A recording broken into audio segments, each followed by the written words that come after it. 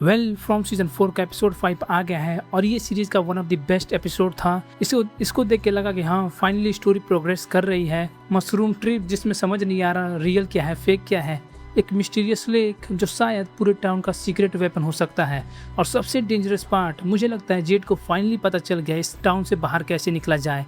इन सब पे हम बात करेंगे। उससे पहले अगर जिसने भी एपिसोड 5 नहीं देखा है तो जाकर देख लो, क्योंकि मैं इसमें स्पॉइलर के साथ बात करने वाला हूँ। Now let's started.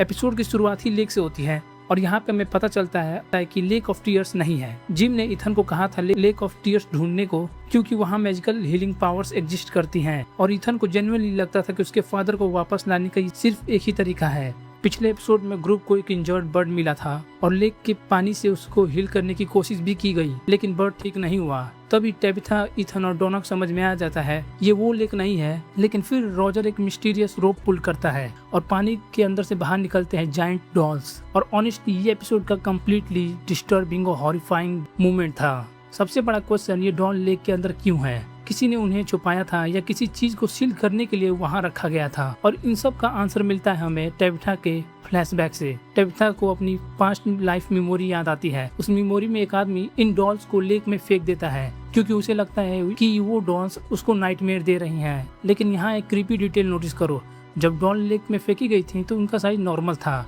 लेकिन जब उन्होंने लेक से बाहर निकाला तो उनका साइज एक इंसान के जितना था। मतलब लेक के अंदर वो टेक्निकली जिंदा थी या बढ़ रही थी। मेरा मानना है कि इन डॉल्स ने लोगों के नाइटमेयर को ऑब्जर्व किया है, और जैसे जैसे टाउन का फियर बढ़ता गया वैसे वैसे डॉल्स की हाइट भी ग्रो करती गई, क्योंकि स्केयर क्रोस का ओरिजिनल पर्पस क्या है? फियर को होल्ड करना। और यहाँ पे स्केयर क्रोस और क्रो का कनेक्शन समझ आता है। स्केयर क्रोस ट्रेडिशनली क्रोस को भगाने के लिए यूज किए जाते हैं, लेकिन फ्रॉमविल में क्रोस तब दिखते हैं जब कोई नया पर्सन टाउन में एंटर करता है। और हमें पहले ही पता है कि सोफिया समहाउ क्रोस के थ्रू पूरे टाउन को मॉनिटर कर रही है। तो क्या स्केयर क्रोस एक्चुअली सोफिया की पावर को ब्लॉक करते हैं, और इसीलिए जब कोई भी नया बंदा आता है टाउन में, क्रोस उसको पहले डिटेक्ट कर लेते हैं और पहुंच जाते हैं। ऑनेस्टली ये थ्योरी काफी ज्यादा स्ट्रॉन्ग है। और इस एपिसोड में हमें कम्प्लीटली डिफरेंट बर्ड दिखाई गई थी। अब तक फ्रॉमविल में मोस्टली सिर्फ ब्लैक क्रोज ही दिखाए गए थे, लेकिन अब एक व्हाइट बर्ड का अपीयरेंस दिखाया जाता है। ये कोई कोइंसिडेंस नहीं हो सकता है। नेक्स्ट सीन में ग्रुप डिसाइड करता है कि इन स्केयर क्रोस को दोबारा लेक में डाल देंगे, लेकिन इस बार उनके अंदर पत्थर भर के।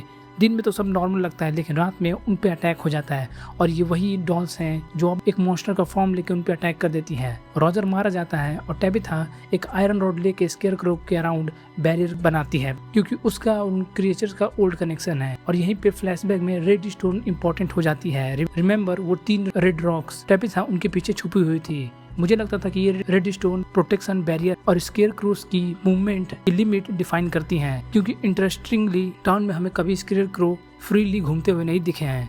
और सबसे dangerous reveal, square cross town के मॉन्स्टर जैसे नहीं है। टाउन के मॉन्स्टर उस जादुई पत्थर से डरते थे, लेकिन स्केयर क्रोस नहीं। मतलब ये creature completely different supernatural rules follow करते हैं। जब टेबिथा रेड रॉक के पीछे छुपी हुई थी तभी भी उन पे अटैक हो जाता है। टाउन का डेंजर लेवल ऑफिशियली ज्यादा बढ़ गया है। दूसरी तरफ इस एपिसोड का सबसे crazy part, Z finally mushroom खा लेता है। उसका मानना था कि मिरांडा ने LSD लेने के बाद ही टाउन की हिडन विजन को देखा था, तो शायद मशरूम उसकी पास्ट लाइफ मेमोरीज को अनलॉक कर सके। बॉयड उसके साथ एक हेल्पर की तरह जाता है ताकि जेड रियलिटी और हेलुसिनेशन में डिफरेंस भूल जाए, तो बॉयड उसे वापस ले आए। फॉरेस्ट में एंटर करते जेड को काफी सारे स्पाइडर सराउंड कर लेते हैं, और यहाँ बड़ा क्लू मिलता है हमें, क्योंकि स्पाइडर रिपीटेडली शो में अपीयर हुए हैं। सारा और बॉयड भी जब फॉरेस्ट में गए थे तो उन पे स्पाइडर ने ही अटैक किया था। तो ओल्ड स्टोरी के according spider lake of tears के गार्डियन है। जंगल में बॉयड और जेड का यंग वर्जन दिखता है जो वायलिन प्ले कर रहा होता है, वही ट्यून जो उसने अपनी ग्रैंड मदर की डेथ के वक्त बजाया था। और ये मशरूम ट्रिप जेड की सबसे डीपेस्ट ट्रॉमा मेमोरी को अनलॉक कर देता है।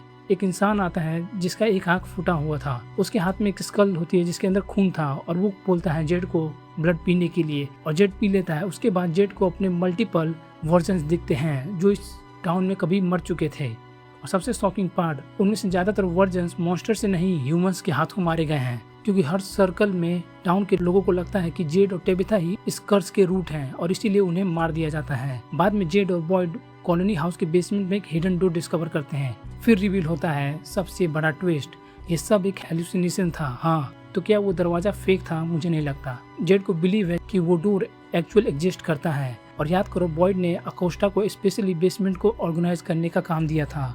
तो चांस है अकोस्टा नेक्स्ट एपिसोड में उस हिडन डोर को डिस्कवर कर ले। और एक डिस्टर्बिंग डिटेल, जब जेड उस डोर को अंदर जाता है, उस केव के अंदर जाता है, तो उसे वो जगह मिलती है जहाँ उन बच्चों को मारा गया था। जब मॉन्स्टर जेड को ग्रेव में डाल रहे होते हैं, वहाँ बहुत सारी टीनी बोन्स दिखाई देती हैं, बच्चों के बोन्स। हाँ, मुझे लगता है अखूनी चिल्ड्रंस के रिमेन्स है जो सेंचुरी से यहाँ ट्रैप्ड है। जेड की थ्योरी के अकॉर्डिंग इन बोन्स को लेक ऑफ टीयर में ले जाना होगा। हीलिंग वाटर शायद इन बच्चों को दोबारा जिंदा कर सके। प्रॉब्लम ये है, हमें ये नहीं पता कि ये कितना हेलुसिनेट था और कितना रियल। दूसरी तरफ मैरियल अब पहले जैसी बिल्कुल नहीं रही। सोफिया स्लोली उसको मैनिपुलेट कर रही है। एम्बुलेंस सीन में उसके हाथों में चेन्स अपीयर होती हैं, एग्जैक्टली वही चेन जो केव ड्राइंग्स में भी देखी गई थी। और मेरे पास एक थ्योरी है, शायद मैरियल का कनेक्शन भी टाउन के एंसेंट पार्ट से हो सकता है। ओवरऑल ये एपिसोड काफ़ी अच्छा था और इसमें फाइनली पता चलता है कि स्टोरी प्रोग्रेस कर रही है, मिस्ट्री और डीप हो गई है और लग रहा है कि शो फाइनली आंसर के डायरेक्शन में मूव कर रहा है।